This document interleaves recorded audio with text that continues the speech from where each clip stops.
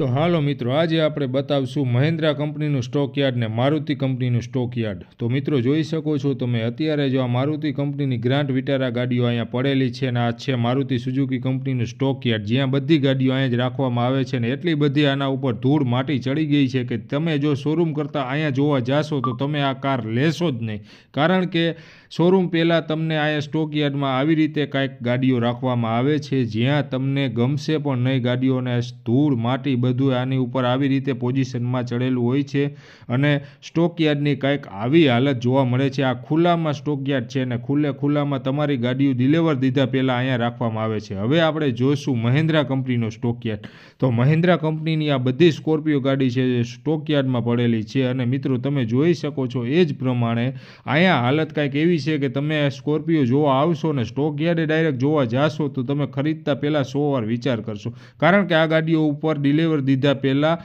Dust અને ધૂળ માટી જેટલી ચડેલી છે કે તમને ગમશે જ નહીં। તો આ કાંઈક સ્ટોક યાર્ડની હાલત હતી।